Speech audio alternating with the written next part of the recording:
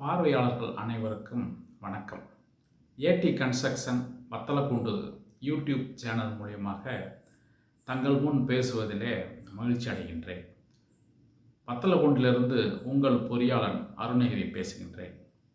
வீடு கட்டுமானம் அறிதல் என்ற தலைப்பில் நான் பேசி வந்து கொண்டிருக்கின்றேன். சென்ற பதிவில் வீடு கட்டுவதற்கு இடம் வாங்குவதற்கு முன் பின்பற்றப்படக்கூடிய வழிமுறைகளை பற்றி நான் பேசினேன். வீடு கட்டுவதற்கு இடம் வாங்க பொருளாதாரம் இல்லாதவர்கள் இப்போ அவங்க வந்து லோன் போட்டாங்கன்னா அவங்க வந்து இஎம்ஐ வந்து கட்டிடுவாங்க. ஆனால் ஒரு இடம் வாங்குவதற்கு ஒரு தொகையை வந்து பெரட்டி வாங்க முடியாத சூழலில் இருப்பாங்க. இப்போ அவர்கள் எப்படி வந்து ஒரு வீட்டை கட்டுவது? அப்போ அவங்க என்ன செய்யலாம், அந்த இடம் வாங்குவதற்காகவே லோன் கொடுப்பதற்கு ஒரு சில பேங்குகள் வந்து கொடுக்குறாங்க.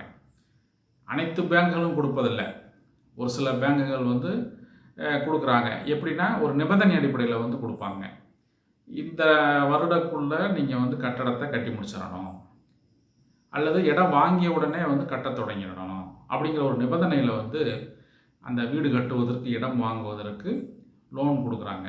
அது எந்த பேங்க் என்று விசாரித்து நீங்கள் அங்கே வந்து நீங்கள் லோன் வந்து வாங்கி அந்த இடத்த வந்து வாங்கலாம். இல்லைன்னு என்ன செய்வாங்கன்னா, நீங்கள் அந்த நிபந்தனைக்குள்ள நீங்கள் வீடு கட்டலைன்னா அந்த வட்டி விகிதத்தை வந்து அவங்க மாற்றுவாங்க.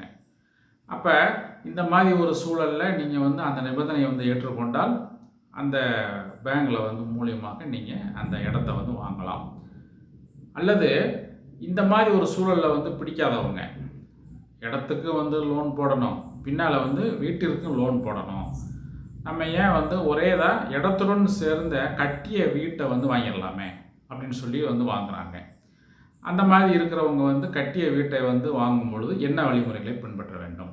அடுத்தபடியாக எல்லா வசதி வாய்ப்பும் இருக்கும், இடத்த வாங்கி வீடு கட்ட முடியும். ஆனால் வந்து எங்களால் வந்து பார்க்க முடியாது, எங்களுடைய வேலைகள் வந்து கெட்டு போகும், நாங்கள் இதை விட வந்து கூடுதலாக வந்து அங்கிட்டு வேலைகள் வந்து பார்க்குறோம், எங்களுக்கு வருமானம் வருது, வருடங்கள் வந்து எங்களால் வந்து டைமை வந்து ஸ்பெண்ட் பண்ண முடியாது என்பவர்களும் ஒரு கட்டிய வீட்டை வாங்குறாங்க.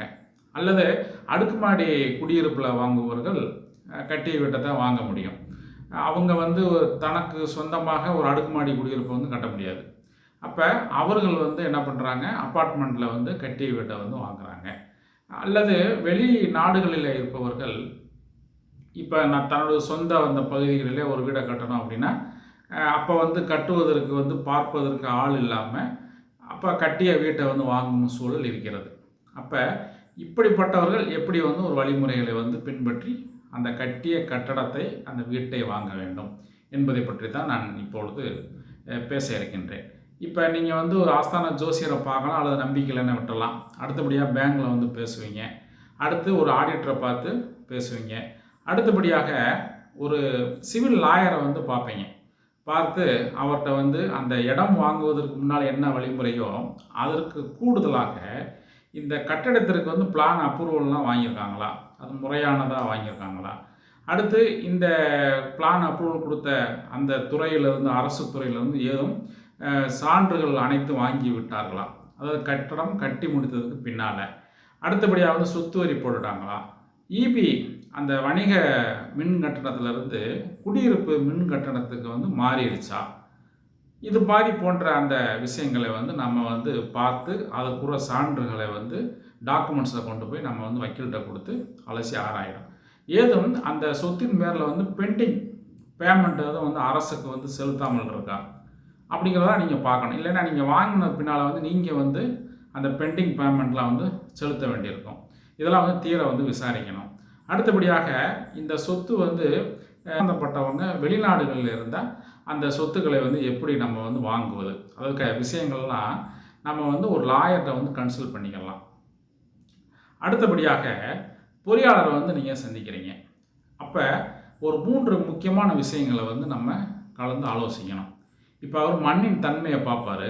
அடுத்தபடியாக அந்த கட்டிய கட்டடத்துக்கு உரிய மூலப்பொருள் இருக்குது பார்த்தீங்களா, இப்போ செங்கல், மணல், சிமெண்ட், கம்பி, மரங்கள், அந்த போன்ற அந்த மூலப்பொருட்கள் தரமானதாக உள்ளதா, அதாவது முதல் தரமான பொருளை கொண்டு அந்த கட்டடம் கட்டப்பட்டுள்ளதா அப்படிங்கிறது முக்கியமான விஷயம். அடுத்தபடியாக பொறியியல் குறைபாடு எது இருக்கா?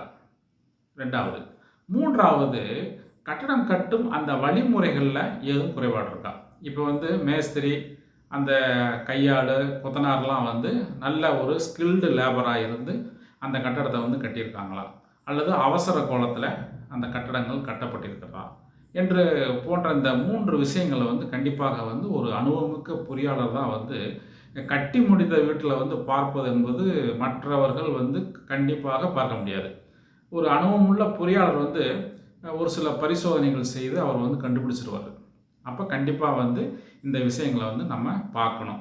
ஏன்னா இந்த 3 விஷயங்கள் தான் அந்த கட்டடம் பின்னால் வந்து பழுது ஏற்படாமல், பராமரிப்பு செலவு இல்லாமல், வயது நீடித்து நமது போட்ட முதலுக்கு வந்து மோசம் போகாமல் அந்த வீடு இருக்கும். இது ரொம்ப முக்கியம். அதாவது மூலப்பொருட்களின் தரம், அடுத்து பொறியியல் குறைபாடு இல்லாதது, 3வது கட்டிடம் கட்டுமான வழிமுறையில் குறைபாடு இல்லாமல் இருத்தல். அடுத்து அந்த கட்டடம் வந்து மழை நீரில் வந்து அந்த கட்டடத்தை சுற்றி தண்ணீர் வந்து வடிஞ்சிருமா, எவ்வளோ தூரத்துக்கு மழை தண்ணி வரும், அப்படி போன்ற அந்த விஷயங்கள்லாம் வந்து நம்ம அந்த பொறியாளரை அணுகி நம்ம வந்து பார்க்கணும். இப்போ ஒரு கட்டிய வந்து வீட்டை வந்து வாங்குவதை விட இப்போ கட்டி கொண்டு இருக்கும்பொழுது நம்ம ஒரு வீட்டை வாங்குவது இன்னும் வந்து சிறந்ததாக இருக்கும்.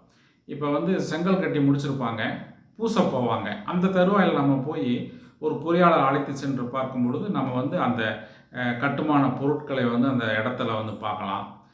கட்டும் அந்த தொழிலாளர்கள் எப்படி கட்டுறாங்க அப்படிங்கிறத வந்து பார்க்கலாம். அடுத்தபடியாக பொறியியல் அது வந்து பின்பற்றப்படுகிறதா, இப்போ இந்த ஸ்ட்ரக்சரல் டிசைன்லாம் நம்ம வந்து பார்க்கலாம். அந்த டிராயிங்கை வந்து பார்த்து அதில் பில்லர்கள்லாம் நம்ம கண்ணுக்கு தெரியும், அந்த கம்பிகள்லாம் நமக்கு கண்ணுக்கு தெரியும். அப்போ அந்த வேலைப்பாடுகள் எப்படி இருக்குது அப்படின்னு சொல்லிட்டு ஒரு பொறியாளர் வந்து ஈஸியாக வந்து அந்த கட்டி கொண்டிருக்கும் கட்டடத்தை வந்து நம்ம வாங்கும் பொழுது கூட்டி கொண்டு காமித்தால் அவர் இலகுவாக நமக்கு வந்து சொல்லிவிடுவார். அடுத்தபடியாக ஒரு சிலர் என்ன செய்வாங்கன்னா, கட்ட தொடங்குவதற்கு முன்னாலே வந்து புக் பண்ணிடுவாங்க. அப்போ ஆரம்பத்திலேருந்து அதை போய் பார்த்து கொண்டிருப்பது, எப்படி பொருள் போடுறாங்க, எப்படி வந்து அவங்க கட்ட தொடங்குறாங்க, தொழிலாளர்களாக நல்ல முறையில் வந்து அதை கட்டுறாங்களா, க்யூரிங் பண்ணுறாங்களா, அப்படிங்கிற விஷயங்கள்லாம் நம்ம வந்து ஆரம்பத்திலே வந்து A to Z நம்ம கண் பார்வையில் இருக்கும் பொழுது அது இன்னும் கூடுதலாக நமக்கு வந்து ஒரு நம்பகத்தன்மை இருக்கும். அப்போ நம்பி நம்ம வந்து அந்த கட்டடம் கட்டி முடிச்ச உடனே வாங்கலாம். இப்போ இந்த வழிமுறைகள் போக வாஸ்து கன்சல்ட்டை வந்து நம்ம பார்க்கணும். இப்போ அவர்கிட்ட வந்து அடிப்படை வாஸ்துவாவது பார்க்கணும். இந்த வாஸ்துவில் வந்து எதுவும் குறைபாடு இருக்கா? கண்டிப்பாக வந்து 100க்கு 100 வாஸ்து வந்து பார்க்க முடியாது. கட்டிய கட்டடத்தில் வந்து 100க்கு 100 வாஸ்து இருக்கும்படியாக நம்ம வந்து ஒரு கட்டடத்தை வாங்கவும் முடியாது. இடம் வாங்கி கட்டினாலும் 100க்கு 100 வாஸ்துவில் வந்து நம்ம கட்டவும் முடியாது. ஒரு பாஸ் மார்க், ஒரு டிஸ்டிங்ஷன் வாங்கலாம் அந்த கட்டடத்தில். அப்படித்தான் வந்து நம்ம அந்த வாஸ்தை வந்து பார்க்க முடியும். இப்போ இந்த வழிமுறைகள்லாம் பார்த்த பின்னால் நம்ம அதாவது இந்த வீட்டை வந்து வாங்க தொடங்கலாம். அப்படிங்கும் பொழுது அந்த சந்தை மதிப்பு எவ்வளவு, அடுத்து அரசு வழிகாட்டுதல் அந்த மதிப்பு எவ்வளவு அப்படிங்கிறத நம்ம வந்து பார்ப்போம். அப்போ அதற்கு என்ன செய்யணும்னா, ஒரு அனுபவமிக்க ஒரு பத்திர எழுத்தரை போய் பார்க்கணும். அவரை வந்து பார்த்து அவர் வந்து சொல்லுவார், இது வழிகாட்டு மதிப்பு எவ்வளவு, இதனுடைய சந்தை மதிப்பு எவ்வளவு, இப்போ நீங்கள் வந்து இந்த இடத்த வந்து வாங்குவதற்கு இவ்வளவு வேல்யூவுக்கு இவ்வளவு பத்திரம் வந்து வாங்க வேண்டியிருக்கும், இவ்வளவு பத்திரத்துக்கு நீங்கள் டிடியாக வந்து இவ்வளோ எடுக்கணும், முத்திரைத்தாள் வந்து இவ்வளோ வாங்கணும், எழுத்து கூலி இவ்வளவு, இவ்வளவு வந்து செலவு அப்படின்லாம் வந்து அவர் என்ன பண்ணுவார், அந்த அனுபவமிக்க ஒரு பத்திர எழுத்தாளர் வந்து உங்களுக்கு வந்து சொல்லுவார். அப்போ நீங்கள் வந்து விலையை பேசி அது என்ன வழிமுறையோ பின்பற்றி வீட்டுடன் கூடிய அந்த சொத்தை வந்து நீங்கள் வந்து வாங்கி முடிச்சிடலாம். இப்போ கட்டிய வீட்டை வந்து வேறு வழியே இல்லை அப்படிங்கிறவங்க தான் வந்து வாங்கணும். இல்லை என்னால் வந்து ஒரு இடத்த வாங்கி ஒரு கட்டடத்தை கட்ட முடியும் அப்படிங்கிற ஒரு சூழல் உள்ளவங்க கண்டிப்பாக வந்து நீங்கள் இடத்த வாங்கி நீங்கள் கட்டடத்தை கட்டுவது தான் வந்து ஒரு சிறப்பானதாக இருக்கும், ஒரு நல்ல விஷயமாக இருக்கும். ஏன்னா உங்களுடைய அந்த நேரடி பார்வையில் அந்த வேலை வந்து தொடங்கும். அந்த நீங்கள் கட்டுமான பொருட்கள் தரமானதாக இருக்குதா என்பதை நீங்கள் வந்து பரிசோதிக்க முடியும். அடுத்து பொறியியல் அந்த குறைபாடு இருக்குதா என்பதை பற்றி நீங்கள் வந்து பார்க்கலாம். கட்டுமான அந்த தொழிலாளர்களுடைய அந்த திறன் எப்படி அப்படிங்கிறத வந்து பார்க்கலாம். அடுத்து வந்து உங்களுடைய வசதிக்கு ஏற்ப அந்த பிளான் வந்து இருக்கும். அந்த வாஸ்து குறைகள் இல்லாமல் வந்து நிவர்த்தி செய்யலாம். ஒரு சின்ன சின்ன விஷயங்களில் வந்து உங்களுக்கு பிடித்தமானதாக அதில் வந்து கொண்டு வரலாம். அடுத்தபடியாக ஒரு கட்டிய வீட்டில் வந்து கண்டிப்பாக வந்து உங்களுக்கு 100% பிடிச்சதாக இருக்காது. ஏதோ ஒன்று அங்கே வந்து ஒரு ஆல்ட்ரேஷன் செய்யக்கூடியதாக இருக்கும். அந்த மாதிரி தான் வந்து நீங்கள் வந்து ஒரு இடத்த வாங்கி கட்டினால் கண்டிப்பாக வந்து உங்களுக்கு சிறப்பான ஒரு வீடாக இருக்கும். இப்போ கட்டி விற்கும் அந்த கட்டுமானங்கள் நிறுவனங்கள் வந்து ஏற்கனவே வந்து கட்டிய வீடுகள் அவங்க விற்றுருப்பாங்க. அப்போ அந்த நிறுவனங்களை பொறுத்து நம்ம வந்து நம்பி வாங்கலாம். இந்த நிறுவனம் ஏற்கனவே வந்து இப்படி ஒரு வீட்டை விற்றுருக்கு, அதை இத்தனை வருஷம் ஆச்சு வாங்கி நல்ல முறையில் இருக்குது அப்படின்னு ஒரு நிறுவனம் அந்த நம்பகத்தன்மை வந்து நம்ம வந்ததுன்னா கண்டிப்பாக வந்து கட்டி முடித்தவுடன் ஒரு வீட்டை வந்து வாங்கலாம். அல்லது ஒரு தனிப்பட்ட நபரே வந்து கட்டி விற்பார், அவர் ஏற்கனவே வந்து அந்த இடத்துல கட்டி விற்றுருக்காரு, நல்லா இருக்குது, அப்போ வந்து நம்ம வந்து அந்த நம்பி வந்து வாங்கலாம். எதுனாலும் நீங்கள் வந்து ஒரு நம்பகத்தன்மை வந்து அதில் வரணும் கண்டிப்பாக. அப்படி நம்பகத்தன்மை இல்லாமல் ஒரு கட்டடத்தை வந்து வாங்கும் பொழுது கண்டிப்பாக பின்னால் வந்து அது ஒரு பெரிய ஒரு மன உளைச்சலாக இருக்கும்.